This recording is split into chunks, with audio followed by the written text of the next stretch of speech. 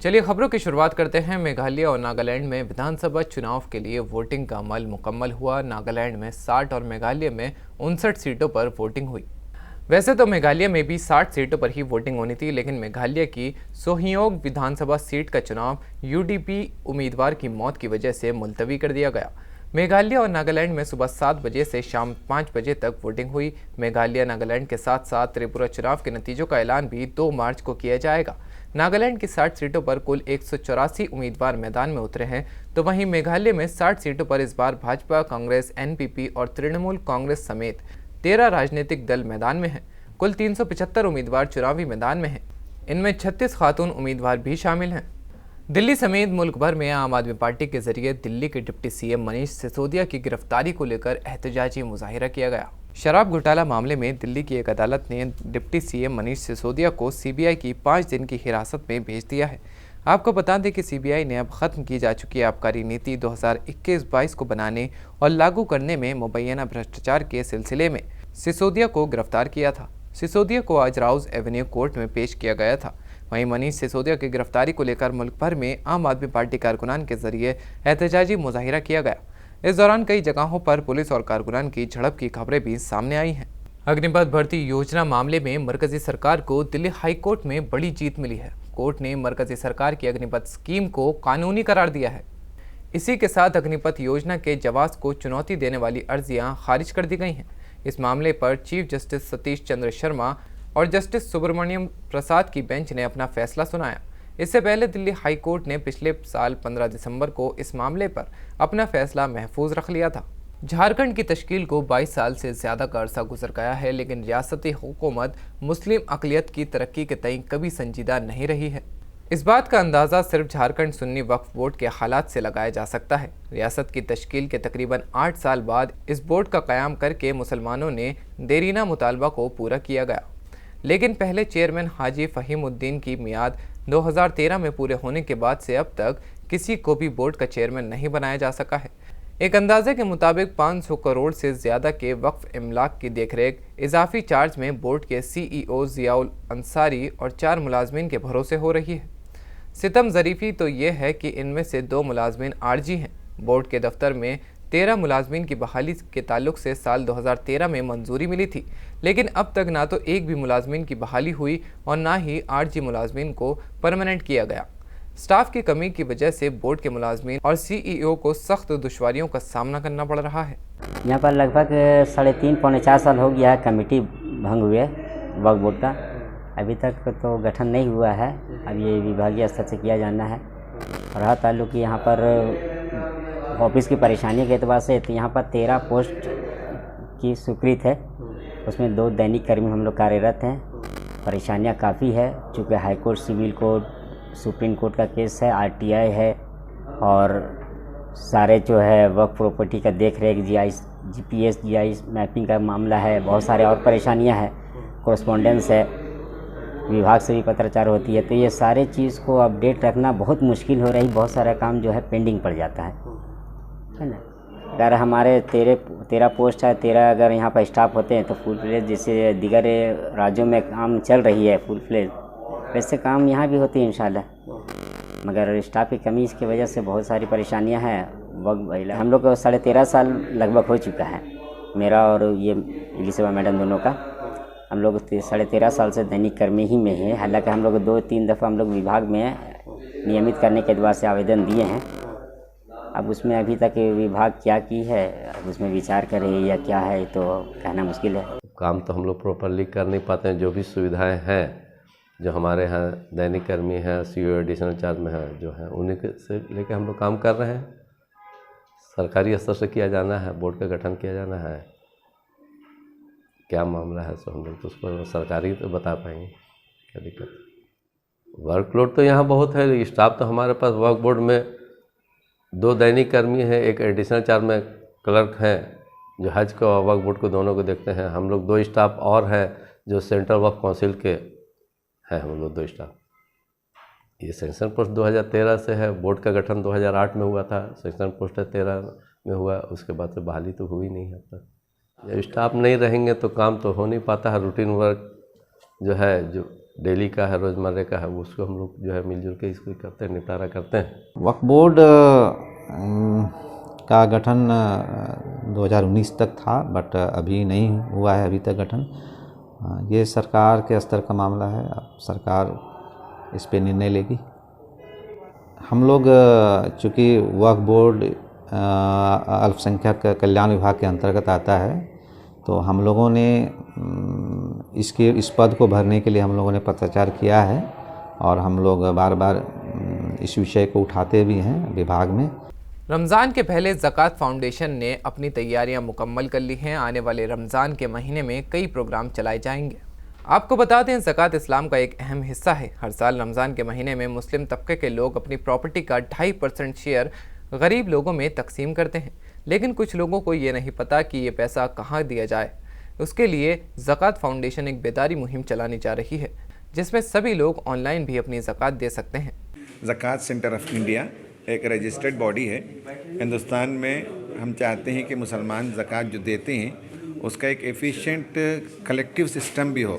तो ज़कात में का एक हिस्सा यहाँ इदारे में दें, तो हम लोकल सतह पर कलेक्टिवली जमा करेंगे और कलेक्टिवली एफिशिएंटली डिस्ट्रीब्यूट करेंगे। उसका हमारा असल हदफ जो है, ऑब्जेक्टिव है पॉवर्टी एलिवेशन। तो बास पॉकेट्स शहरों में हम लेंगे और उन्हीं पॉकेट्स में 1 साल 2 साल 4 साल काम करेंगे ताकि वहाँ एजुकेशन में बेहतरी आए, वहाँ जो है डेवलपमेंट हो और लोग अपने रोज़गार को बेहतर बना सकें।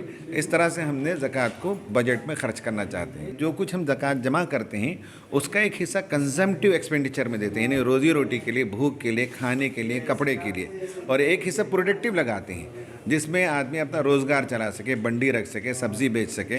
तो दोनों के लिए हमारे पास प्रोविज़न है। उसके अलावा एक छोटा सा प्रोविज़न ये भी रखते हैं कि कोई कैलेमिटी आ जाए, कोई ऐसा अनटूवर्ड इंसिडेंट हो जाए, तो उसके लिए भी थोड़ा सा कुशन रखते हैं। 10% अमाउंट अलग से रखते हैं। जैसे जलजला आ गया, सुनामी आ गई, तूफ़ान आ गया, कुछ भी हो गया, तो उसके लिए भी हमारे पास कुछ अमाउंट रहे। तो इस तरह से हम उसे बजटेड एक्सपेंडिचर करते हैं कि अभी इसीलिए हमने 1 महीना पहले हमारे इन डेलीगेट्स को बुलाया है 20 सिटीज़ से।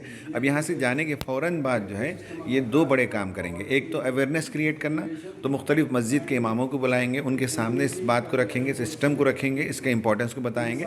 दूसरा ये है कि हर टाउन, हर सिटी में जो बड़े लोग होते हैं, अमायदीन शहर होते हैं, डिग्निटरीज़ होते हैं, स्कॉलर्स होते हैं, उनका एक प्लेटफॉर्म पे जमा करेंगे और उनको भी बताएंगे और उनके थ्रू से सब कलेक्शन का काम होगा। हाँ, हमने इसको जो क्राउड फंडिंग के टेक्नोलॉजी के साथ मिक्स किया है। फिनटेक हम इस्तेमाल करते हैं, तो कोई भी आदमी कहीं भी बैठे हुए हमारा QR कोड है, उसके थ्रू से वो कर सकता है, जीपे कर सकता है, बैंक ट्रांसफ़र कर सकता है, तो मुख्तलिफ मेथड से कर सकता है। वो सारी टेक्नोलॉजी को हमने इनकॉर्पोरेट किया है। दिल्ली के जामिया हमदर्द में मेगा जॉब फेयर का इनेकाद किया गया, जिसमें बेरोजगार नौजवानों को रोजगार देने का काम किया गया। इस प्रोग्राम का इफ्तिताह दिल्ली सरकार के वजीर इमरान हुसैन ने किया। इमरान हुसैन ने बताया, ये प्रोग्राम नौजवानों के हक में है और आने वाले वक्त में नौजवानों के लिए ये बेहतर ऑप्शन है। इस प्रोग्राम में जामिया के VC के साथ दिल्ली माइनॉरिटी कमीशन के चेयरमैन भी मौजूद रहे। इस जॉब फेयर में 10,000 नौजवानों ने हिस्सा लिया। जामिया हमदर्द जगह पे जॉब फेयर का इसमें जो आयोजन किया गया है, बड़े ही उन बच्चों के लिए खुशी की बात है जो जॉब की तलाश में हैं। इस जॉब फेयर करने में सबसे बड़ी खासियत है कि वो जो गरीब बच्चे जो बहुत मेहनत से पढ़ के आते हैं, मगर जब बच्चा पढ़ जाता है और उसको प्रॉपर गाइडेंस नहीं मिलती है, उसको कोई रास्ता नहीं दिखाता है, तो वो जॉब के लिए परेशान होकर भटकता है। और बहुत सारी ऐसी कंपनियां हैं जो मेहनती बच्चों को तलाश करते हैं किसी तरीके से। तो यहाँ जो बच्चे आते हैं वो बहुत गरीब तबके के बच्चे भी हैं, जो जिनकी अप्रोच जो है बहुत सारे लोग करते हैं। उन गरीब बच्चों, कोई रिक्शा चलाने वालों का बच्चा पढ़ गया, कोई मजदूर करने वालों का, मजदूरी करने वाले का बच्चा पढ़ा, कोई ऐसे बच्चे जो बहुत मेहनत से पढ़ के आगे निकल के आते हैं, मगर उस मोहल्ले में, उस इलाकों में रहते हैं जहाँ पे इस तरीके का कोई प्रोग्राम नहीं मिलता। वो दर दर की ठोकरें खाकर कहते हैं कि हम पढ़ तो गए हैं मगर हमें कोई अपॉर्चुनिटी नहीं मिल रही है, हमें कोई रास्ता नहीं मिल रहा, हम कहाँ जॉब तलाश करें। तो वो पिछड़े इलाके जैसे सीलमपुर है, जामा मस्जिद का एरिया है, मुस्तफाबाद है, सीलमपुर, मंगोलपुरी, झुग्गी बस्तियों के बच्चे हैं। तो वो जब वो जॉब तलाश करते हैं उनको बहुत छोटी छोटी अमाउंट की जॉब मिलती है, मगर हम जब गाइड करते हैं उनको, लोगों को बताते हैं कि अब जामिया हमदर्द के अंदर जॉब फेयर लगा, जब यहाँ पर वो इंटरव्यू देते बच्चे तो उनको फर्स्ट ब्रेक मिलता है। और किसी बच्चे को कॉर्पोरेट के अंदर फर्स्ट ब्रेक मिल जाए फिर वो अपना रास्ता खुद आगे के लिए तलाश कर सकता है अच्छी से अच्छी जगह। देखिए, सबसे पहले तो मैं जामिया हमदर्द को बहुत बहुत बधाई देता हूँ और पूरे मैनेजमेंट को और पूरा बहुत बहुत बधाई देता हूँ।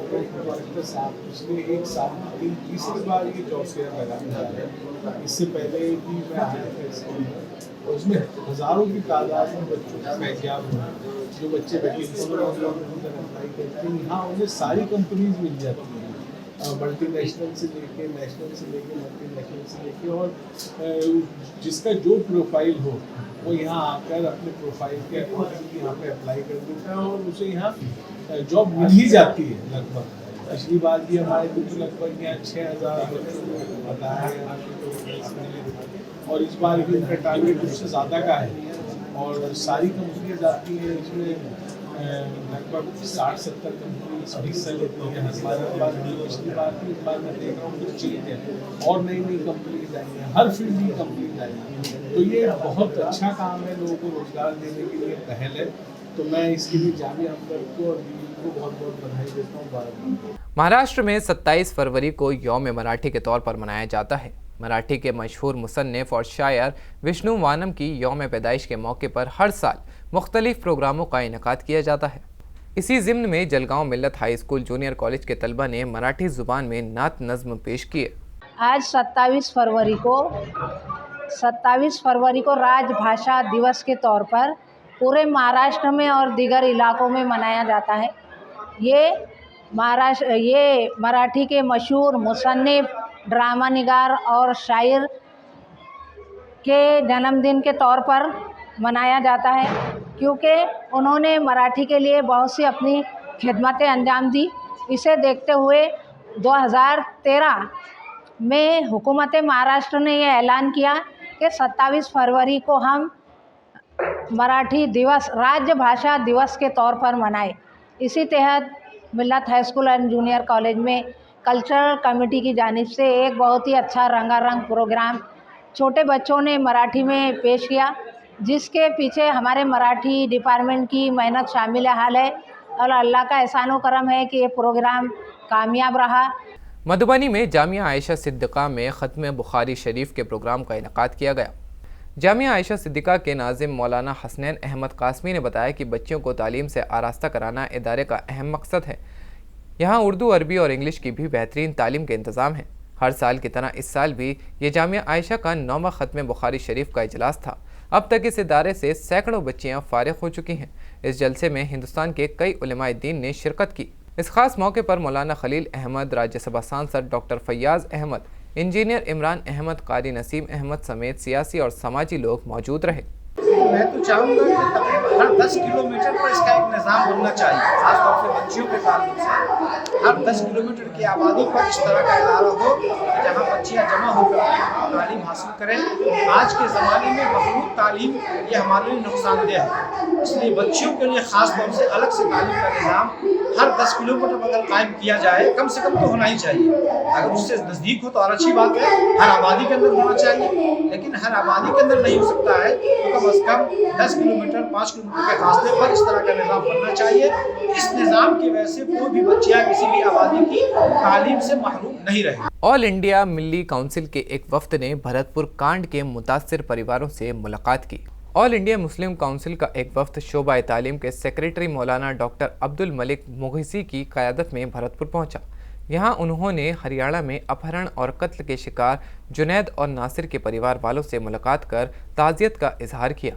वहीं इस दौरान जुनैद और नासिर के मुलज़मीन की गिरफ्तारी के साथ ही इस मामले की अदालती जाँच की मांग करते हुए एहतजाजी मुजाहिरा किया गया। मौलाना डॉक्टर अब्दुल मलिक मुगीसी ने इस वारदात को इंसानियत के लिए शर्मनाक बताया और कहा कि देश के मुख्तलिफ हिस्सों में एक ऐसा ग्रुप उभरा है जिसे ना कानून का डर है और ना ही उसे देश की बदनामी की फ़िक्र है। इन बदमाशों की ओर से ऐसी वारदातें सामने आ रही हैं जो पूरी इंसानियत को शर्मसार करती हैं। ऑल इंडिया मिल्ली काउंसिल ने वारदात की कड़ी तनकीद की है और सभी लोगों से अपील की है कि वो इसे हिंदू मुसलमान के चश्मे से ना देखें, क्योंकि ये इंसानियत और नैतिकता का सवाल है, देश को नफरत और तशद्दुद से बचाने का सवाल है और सबसे बढ़कर ये मुल्क की गंगा जमनी तहजीब के अस्तित्व और मुल्क की अखंडता का सवाल है। इस संविधान को लागू करने के लिए और इस पर अमल करने के लिए ही बैठे हैं। जो अभी घटना हुई है जो भी हम उसकी बहुत निंदा करते हैं। ऑल इंडिया मिल्ली काउंसिल जो पूरी मुल्क की एक बावकार तंजीम है, बहुत बड़ा संगठन है, उसके तमाम जिम्मेदार, तमाम पदाधिकारी, ओहदेदार इस घटना की घोर निंदा करते हैं। जो भी हुआ है भाइयों, ये नासिर और जुनैद के साथ नहीं हुआ, बल्कि हमारे साथ हुआ, ये समझना चाहिए हमको। और उसी दर्द और पीड़ा को लेकर के मुल्क के कोने कोने से लोग यहाँ आ रहे हैं और सब लोग यहाँ बैठे हैं, ये उसी की ज़िंदा मिसाल है। तो हम सबको इस मुल्क के कानून को बचाने के लिए, उस पर सही तरीके से अमल कराने के लिए अपने जो ज़िम्मेदार हैं इस मुल्क के, उनको ये बताना होगा कि ये मुल्क जो है कानून से चलता है, संविधान से चलता है।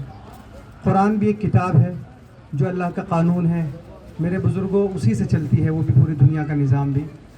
तो बहुत ज़्यादा बात ना करते हुए, ऑल इंडिया मिल्ली काउंसिल का एक पूरा वफ्द दिल्ली से हमारे, जिसके अंदर वसीम साहब हैं, ऑफिस से मौज़म अली साहब हैं जो बहुत ही समाजी शख्सियत हैं दिल्ली की, मौज़म अली लड्डू साहब, और मैं ख़ुद भी अपने बुज़ुर्गों की हिदायत पर हाज़िर हुआ हूँ सहारनपुर यूपी से। और इसी तरीके से हमारे साथ कारी अब्दुल सत्तार साहब जो हमारे हरियाणा और राजस्थान के मिल्ली काउंसिल के ज़िम्मेदारों में से हैं, और हमारे साथ ऐसे ही कारी इब्राहिम साहब हैं, कारी मसरूफ़ साहब हैं। तो सिर्फ़ इसी दर्द को लेकर के हम लोग कुछ कर नहीं सकते, आप और हम, लेकिन कम से कम अपने भाइयों का दुख तो बांट सकते हैं हम लोग। और ये इंसानियत होनी चाहिए, ये मानवता होनी चाहिए हम सब के अंदर, और ये मानवता और ये इंसानियत हम सबको, इसकी जो एक मिसाल है, चाहे वो किसी कम्युनिटी के हों, किसी भी धर्म के लोग यहाँ सब मिलजुल करके बैठे हों, मुसलमान हों, दलित हों, किसी भी कास्ट के लोग हों, ये हमारे प्रॉफिट, हमारे नबी सल्लल्लाहु अलैहि वसल्लम ने ये मानवता हम सबको सिखाई है। ये उसी की मिसाल है। सिर्फ जुनैद और नासिर मुस्लिम नाम लेवल लगा करके नहीं है, यहाँ सारे धर्मों के लोग, सारी कम्युनिटी के लोग मौजूद हैं, उस दर्द को बांट रहे हैं। तो ये इंसानियत, ये मानवता हम सबको, हम सब के आइडियल, हम सब के रहनुमा हुजूर अकरम सल्लल्लाहु अलैहि वसल्लम ने हम सबको सिखाया। तो अगर वही तरीक़ा हमने अपनाया, मेरे नौजवान दोस्तों और मेरे बच्चों, भाइयों, तो हम इस मुल्क को भी बचा सकते हैं और इसके संविधान को भी बचा सकते हैं। तो हम भी शामिल हुए हैं सारी तंजीमों के साथ और सारे लोगों के साथ, हमारे उन भाइयों को भी इंसाफ मिले और उनके साथ साथ दूसरे लोगों को भी इंसाफ मिले, चाहे वो मुल्क के किसी भी कोने में रहते हों और किसी भी धर्म के लोग हों जिन पर ज़्यादती होती है, जिन पर जुल्म होता है।